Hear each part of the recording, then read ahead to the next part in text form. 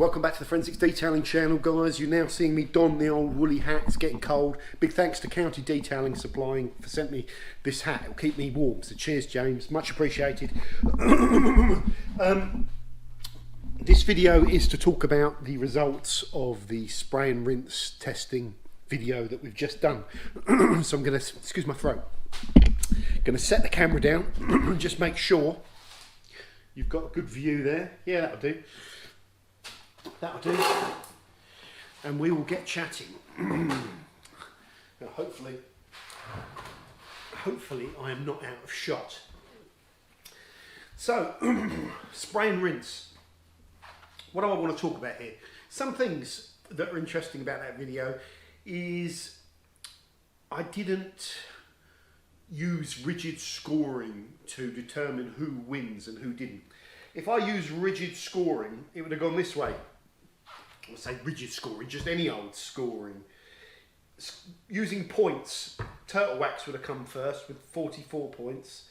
Then Sonax would have come second with 41 points.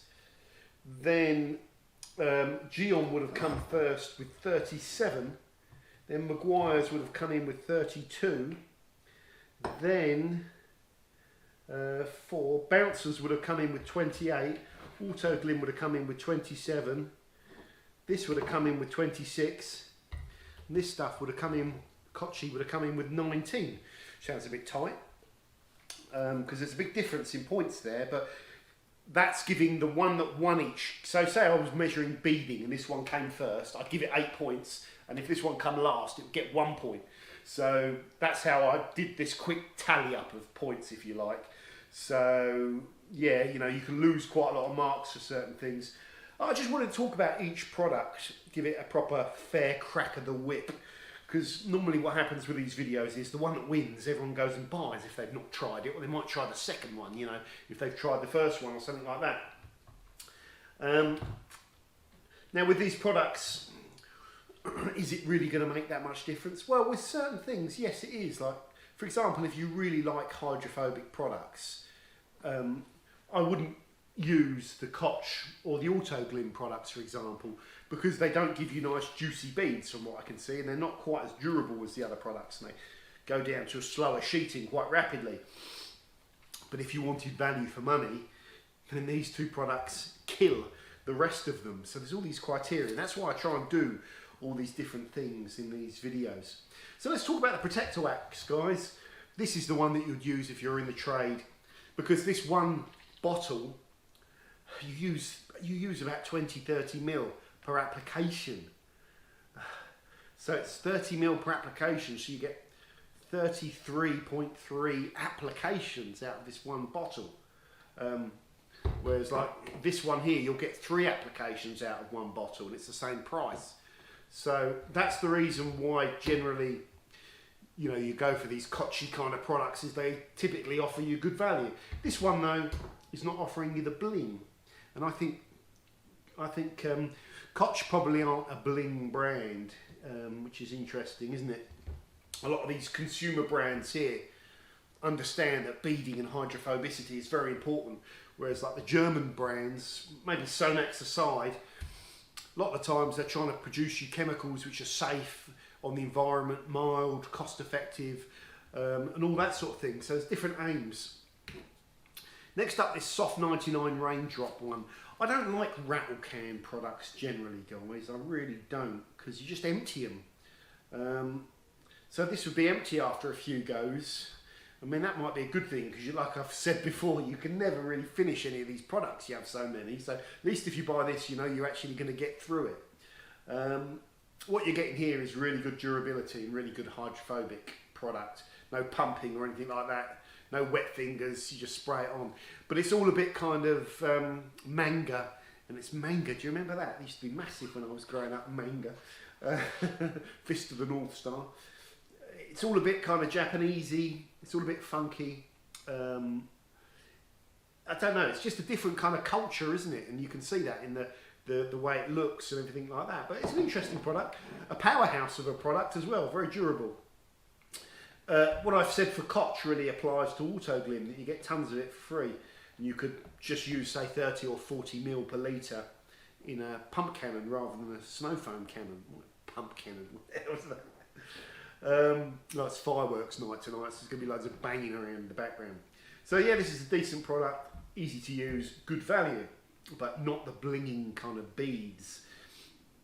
From here on inwards, we get products which are perhaps a little bit more hydrophobic and a little bit more blingy, with the exception of the raindrop, which is really hydrophobic.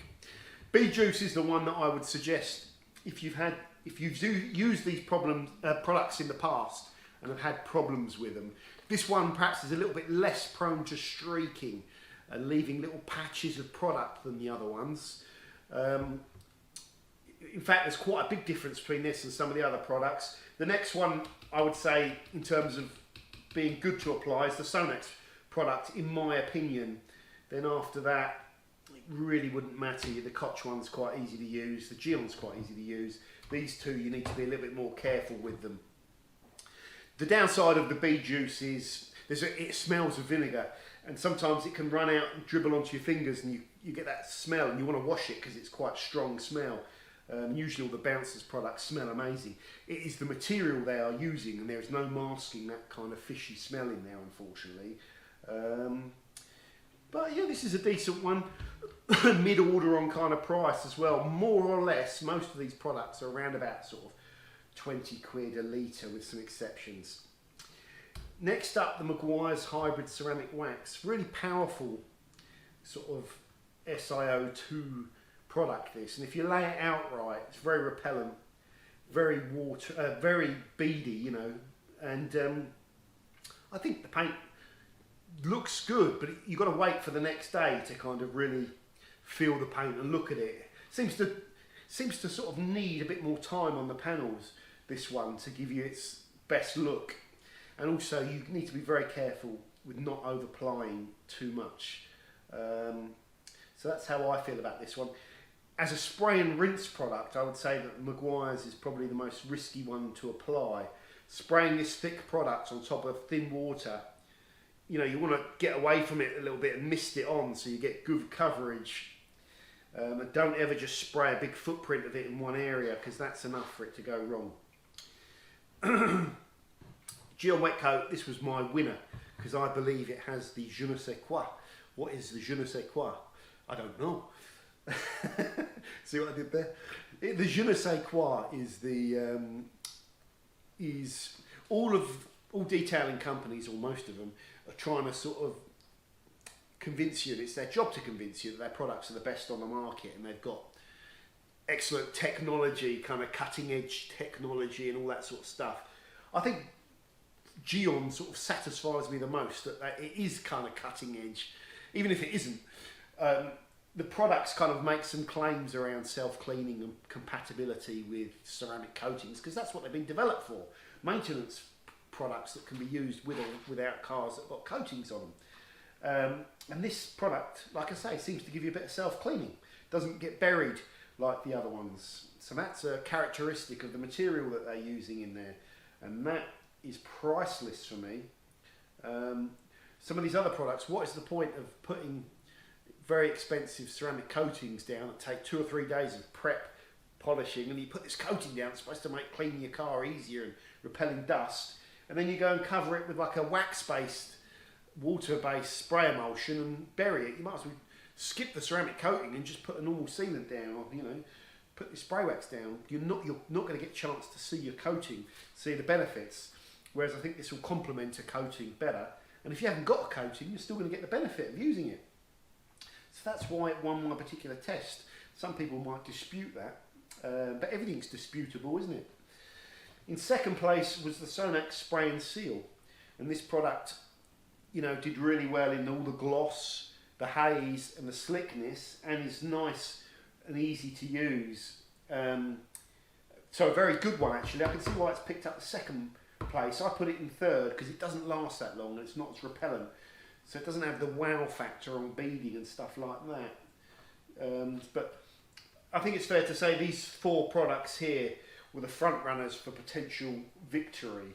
You know, but I just think as a spray and rinse, that is too prone to streaking for a mass market retail product, and for a spray and rinse format of product. you can just tell if you ever take it off and pour some on the side and look at it, poke it around. Don't do that. So that's second place, Sonax Spray and Seal. It's a bit expensive, this one, but you could say that about the Wet Coat as well. Both these are a bit pricey. So's this as well, I guess. This one here has picked up the most marks. Some people could argue that this one should perhaps win. It is the most powerful.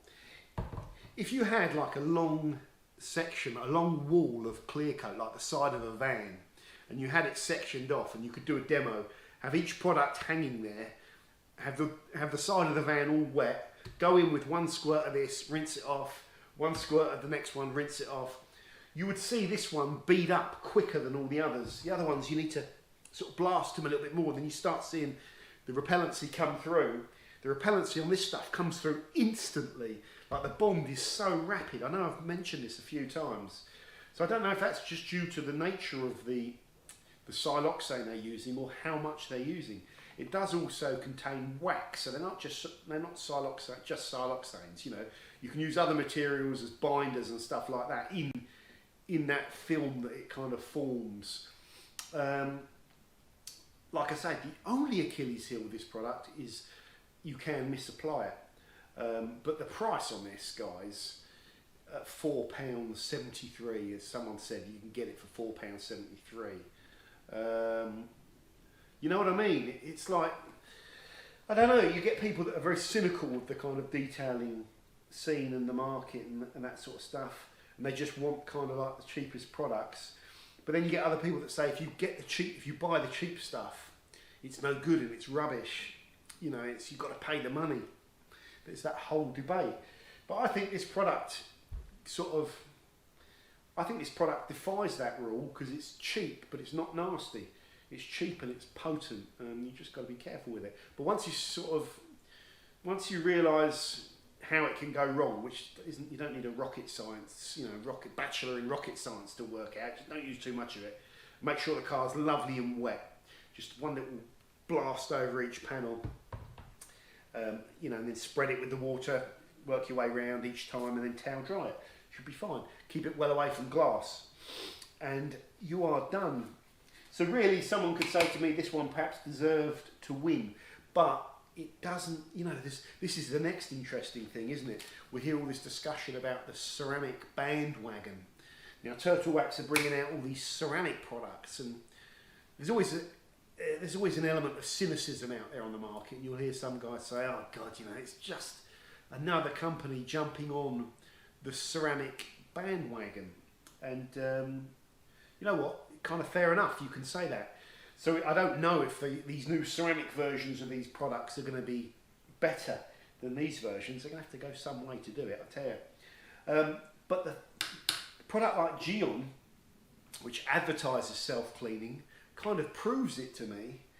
The interesting debate for me are all the big brands now that are trying to implement ceramic products, are their raw materials as good as the raw materials that are in this Wet Coat product? Because Geo will not put self-cleaning 5.5 stars out of 6 for no reason. So they know about the formulation of this, they know about the material in there, and it obviously has self-cleaning properties, and I can see it. Do the materials that are used in these, or this one for example, the Maguire's one, and the Turtle Wax one that's coming, the Turtle Wax Hybrid Solutions Ceramic Spray Wax. Those products do not claim dirt repellency, and I asked Turtle Wax this. You're not claiming dirt repellency. Is there a reason? I can't remember what they said. I think they just went, yeah, we're not. But neither are Maguire's. So could it be that the formats or the versions of SRO2 do not offer dirt repellency? Because, like I say, the Maguire's one seems to get masked, and I've got to wash it to bring back the repellency. The Geo one less prone to doing so. So there we go. These are some of the things that go through my head, and they're some of the interesting discussions to be had, and they're some of the things that I search for when I'm doing these product things, and that's why I'm still passionate and I'm very excited to do these comparisons, because I'm looking for little signs of greatness and things like that. And I think the Geo Wet Coat is a great product, and I've talked about it before. I try not to blow the what's the word? Blow the hype trumpet. That's not the right expression, is it? I don't like hyping products. I've said before, I'm not a promotional channel, and I don't particularly want to be a promotional channel. It's not what I want to do. So I like to be more of a steady Eddie, show you the products and show you what they do, and then you can buy the ones you like. But I do this competitive format of videos because I think it's interesting.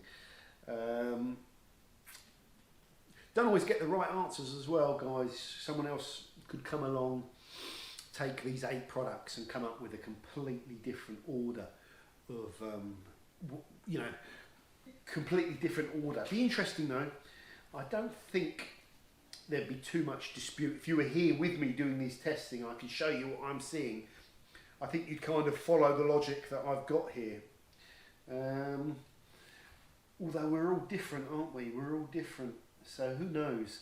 I'm just trying to think, if it was a different set of results, what would it be? And I don't know. I mean, there's probably people out there that would argue that the Polar Seal could have been the best one because you're getting a litre of it and you don't have to sit there squirting it in. It's so quick, and it makes much more sense for how they wash their car. So it could be the Polar Seal. Someone could say the Soft 99 because they like the aerosol. Need a bit more than that for me anyway. So there you go, guys. That's kind of all the behind scenes stuff with all of this that I thought I would talk about. I have a box of products here that I'm going to be sending out to a tier 2 patron. I will announce who that is in a minute. I'll go and find out who that is and publish that on the patron page and get that sent off as soon as I can. There's the fabric kit in there. There's a lot of fabric kind of products in here. We've got the P&S stuff that I want someone to have a look at, the carpet bomber that I've used a couple of times on the channel. I'd like someone else to play around with that and tell me what they think. I think it's good. You've got a ceramic spray in there and some other bits and pieces. There's an inflatable turtle wax dull in there as well, like a little mini turtle. So that's it. I've got some more stuff to give away as and when I finish some of these comparisons. No point in me keeping all these products. I might see if I can shove 1 or 2 of those in there as well, so you can get a chance to have a play around with them. Other than that, guys, thank you very much for watching. What else is going on? I'm going to be moving on to pastures new in terms of product testing. Just got to decide what to do next. I've showed you all this before. You know what I'm working on. I've got this turtle wax stuff probably coming on its way, and I think a lot of people will be interested to see how that performs. I'm just thinking, what should I compare the turtle wax with? There's been some videos already done by Pan and Auto Detailing Podcast, comparing the new product with the American version of this product. And funny enough, I think they're saying that the old product, this one, seems to be more chemical resistant if you kind of do the repeated rounds of chemical testing on it, which doesn't surprise me actually, because this stuff is, you know, it takes a hammering in terms of chemicals, which is God knows why. It's what they're using. It's a really strong product, super hydrophobic. They got there. Well, I think the hydrophobic levels are knocked down with the wax, because a wax emulsion, a carnauba wax emulsion, doesn't yield real high contact angles. It's repellent, but it's, I don't know, I can't remember, it's like 105 degrees or something like that, or 100 degrees contact angle. The siloxane they're using is probably a lot higher, but because they've got the wax in there as well, it might lower it down. So this isn't a bead monster, but the repellency that it does give you, it really holds on to it. And it is a bit of a bead monster as well, isn't it? So I think I will test it against a whole load of stuff. We got, I'm looking forward to testing this. I've had one little play around with this Mother's stuff over in America, and it's on TV. There's bloody adverts for this stuff. I've never even heard of it before. Mother's, I mean, I've heard of Mother's. They do like the Powerball and stuff, but there's no interest in any of their products in the UK, is there, without being too disrespectful. I'm sitting there in Phoenix with the TV on, and suddenly there's an advert pops up on the TV for this stuff. And we never get adverts in the UK on detailing products, so they must have some bloody money. it looks good enough. So yeah, then maybe it's good stuff. I'll put it up against that. I'm looking to do a video on, I've done the video on Halford's waxes, all the ones you can go and buy in Halford's. Now I want to do some really cool waxes like that Scene has to offer, but I want to do really cheap waxes ideally. So I'm building up a line of possible waxes to do for that. There's still a lot of interest in wax. You know, people say waxes are finished, you know, it's all this new water-based sprays and stuff like that. Not for me, there isn't. I still love a good wax, but yeah, I'm probably using them less and less nowadays, so maybe. Don't know. Most of the stuff I do now with detailing is all just testing for the channel. And my cars, I haven't cleaned my car. The red one hasn't been cleaned for probably about at least 3 weeks, maybe a month. The Golf, the missus was cleaning that the other day. She was so desperate to have it cleaned because I just can't be bothered to clean it. I said, take it down the car wash, you know, take it down the car wash. She was like, no, you clean it. I'm not cleaning it, you clean it. So she got out there and cleaned it. I won, that's a rare time. I actually won an argument with the missus. It was so dirty, she got off her arse and cleaned it herself. That's it for now, guys. I wanted to go through all the stuff on these spray and rinse products. It was a lot of work for me, this video, and I wanted to make it a longer video, more in depth, you know, more analytical than just flying through it in 10 minutes. So hopefully that video was good, although the YouTube mass audience will not like you know, a 25-30 minute video on spray and rinse sealants. But I don't do my products, I don't do my videos for them. The mass audience, I do them for you, so and for me. So that's it, guys. Take care. I'll see you soon. This was just, I was going to say, it's a quick video. I can see the timer on the GoPro, and it's like 22 minutes. Like, Jesus Christ, I've been yakking away. Anyway, take care. Bye for now.